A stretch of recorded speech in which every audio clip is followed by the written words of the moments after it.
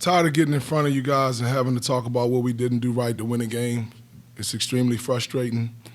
I had a long talk with the guys in the back, and thought the most disappointing thing was we didn't come out and play hard in the first half. I thought we were listless, no energy, no pop. I don't really understand why, because the practices haven't been that way.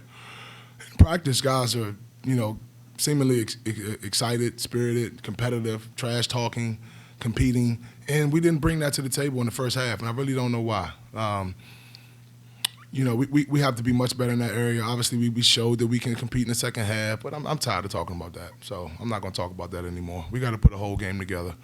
Got to find 5 guys that want to compete for 40 minutes. Mike, what went into this decision to start JJ and then also to not play Malik and Sam? Excuse me. JJ has played well in practice the last few days. He deserved to start. He earned it. We wanted to switch 1 through 5. He's a kid that allows us to do that because he can guard perimeter players. As far as Malik and Sam go, I want to play those guys. I haven't given up on those guys at all. I want them to have a couple good days of practice going forward, so hopefully I can get them in the game on Saturday. Our whole team, okay, and I'll just say this as a blanket statement. Our whole team throughout the year has had an issue with coachability at times and, just doing things the right way, handling coaching, and in addition to that, productivity. Those are the 2 most important things to me. I'm a novice at this, obviously. Goes without saying, I admit that. But just throughout my background as a player and a coach, respect, being coachable, listening, doing your best every day, not having answers. Maybe you have questions, but you don't have answers. You let the coaches coach. That's who you got to be. And then on top of that, you have to be productive. You have to go in the game and make some things happen. And so I've been searching for guys to bring both of those things to the table all year long. I was searching for that tonight, and I'm sure it showed. And, Mike, you feel like those issues were when you were coaching initially, over the time that Coach Mack was there, this season long? Whole season. Not the only coach, the only program that goes through that. Everybody goes through that. I think the better programs, the teams that you predict will play in the Final Four, the programs that are constantly good. But again, I guess if any school would struggle with that, any program would struggle with that, it would be ours, given this season, right? Staff changeover and Coach Mack isn't there the first 6, and then he comes back, and now I'm in, and so there's no really stability. And not that that is an excuse whatsoever for our kids to not come in every day and listen and be coachable and yes sir, no sir, and be an everyday guy and compete and fight and not have things to say and then again, on top of that, be productive, right? But there, you can see why that might be the case given this season. So what I would like to see happen is for us not to have that issue going forward, right? Let's patch that hole. Let's come in.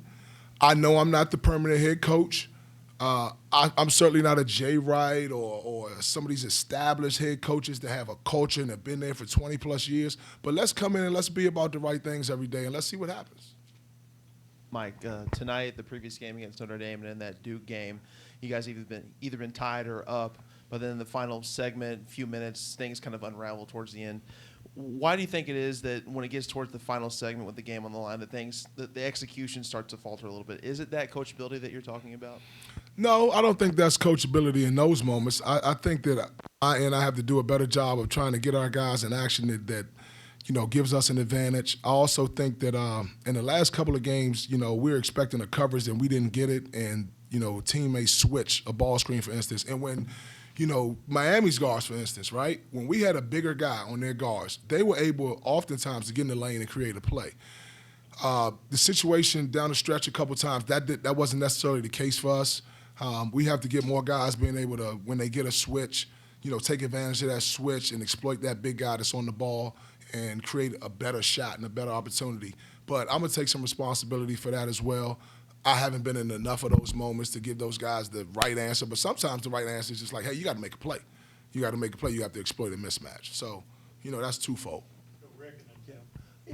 Only 6 assists on 27 made field goals. Nobody had more than 1. Is that just a quirk, or do you think guys are trying to do too much on their own? Well, I'm gonna take some responsibility for that as well. You know, we had to implement a new offense in the last few days that we felt like it allowed us to post the ball. We didn't run it very well. You know, 3 days isn't a ton of time to get that going. Miami presented problems for us defensively because of their pressure. They're out in the passing lanes. They don't allow you to reverse the ball. They're one of the top tier teams in steals. And it became hard to reverse the ball, so we couldn't really run that as much. So we wound up running set plays, okay, that are for individual players to play out of the post primarily or to use a ball screen. And so Dre's down there on the block, and he's trying to operate, and they're not really doubling, so now he's a one-on-one player. You know, Jalen Withers has shown that he can play better with, again, we were trying to post him as well. So we were running some more isolation plays just to try to get the ball in the paint. I felt like after the Notre Dame game, we take 33s. Okay, Notre Dame was a phenomenal three-point shooting team. They only take 20. So a huge emphasis for us going into the game was to try to get the ball in the paint, post it, drive it, get offensive rebounds. So, you know, but again, I take responsibility in that. You know, our offense has been something that's been, you know, transitioning throughout the year, right? Trying to constantly find ways to play to our guys' strengths. And so we made some adjustments to it. It's going to take us some time to get better at it. But I do feel comfortable with what we're doing. We have to get better at it. There was a surge of energy with the Duke and the North Carolina games, and if coachability was a problem at that point, it wasn't obvious. Yeah. Has something changed? Are guys getting discouraged? I think so. I think that's natural, right? I mean, they're young kids. Shit, I'm an adult and I'm discouraged, right? The fans are discouraged. Everybody's discouraged. But it's what you do. It's what you do when you get discouraged. Okay, now you're discouraged. Now what? Now what? Come in, be coachable, get back to work. Let's get better. Let's find a way to figure it out so we don't have to be discouraged. Let's encourage each other. Let's flip it. Let's help each other. I mean, it may sound corny, but that's what we have to do because everybody runs up against hard times. This is a hard time. Kids, for our staff, families, come on. But we can't quit. We can't crack. Got to push through. What else you going to do? Mike, kind of going off that, Sid didn't play much to start the game, and he looked to be getting noticeably frustrated tonight. Was there anything going on there with him that you saw in practice or tonight that you noticed? No, not necessarily. You know, again, they presented a unique situation with Wardenberg not being a traditional big.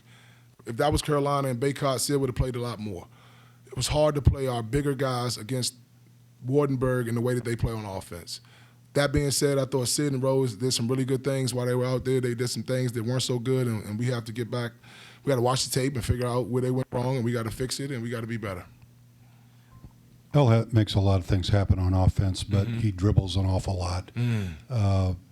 Is there stagnation as a result of that?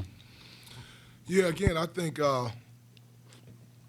sometimes you want El to make plays. He can't over-dribble. You know, with the leash that we're giving El, he has to be more responsible with getting in the lane, right? Blow by a guy. Keep it simple. You know, less is more, all right? Take a couple dribbles and find a way to get in there. If not, move it. Move it and let somebody else have an opportunity to see if they can get in the lane.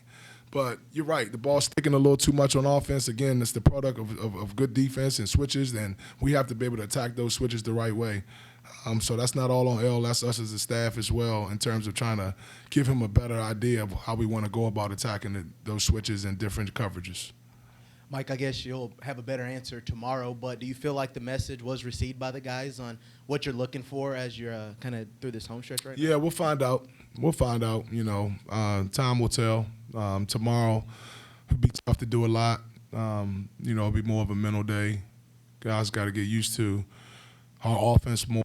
So we'll 5-on-0 our stuff and hopefully get better at it. We also have to get used to and familiarize ourselves with Clemson. So we won't be as active in practice tomorrow. That'll pick back up on Friday. And, you know, it's in those moments, right? It's easy to nod your head in agreement after the fact. But who are you in those moments when a coach addresses you for not doing something right? Who are you when things aren't going your way, when you're having a bad day? Can you snap out of it in the moment and be coachable and do what you're asked to do and not do it begrudgingly and not pout about it and not suck your teeth about it? This is Power 5 college basketball. Guys come here and become pros. You can't do that. We don't have guys that are elite enough that for a coach to even handle that, to take that.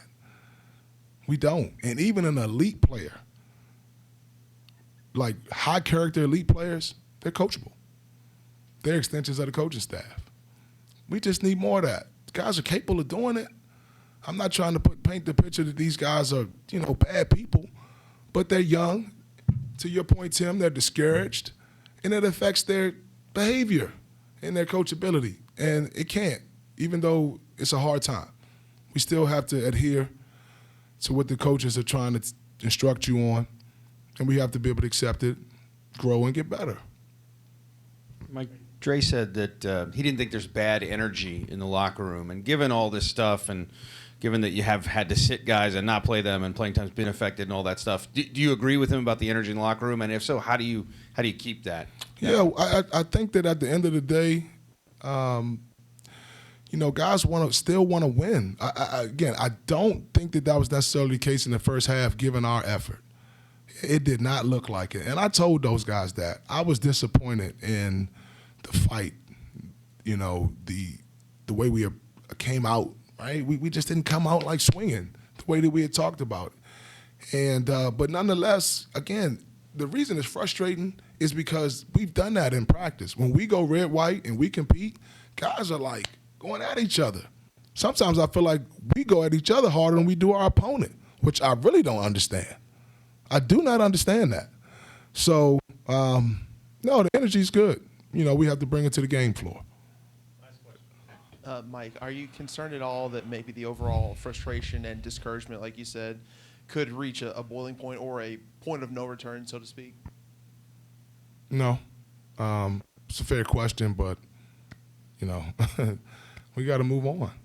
We got to move on. We got to learn from the game tape, and we got to figure out who Clemson is and what they like to do and take it away. And we got to come back to work tomorrow, Friday, and come out here and have a better performance. That energy you talked about, Brett, that had to show up on the game floor from minute one. I would like to see that. Our guys have to know that has to be the case in order for us to win against Clemson. Thank you.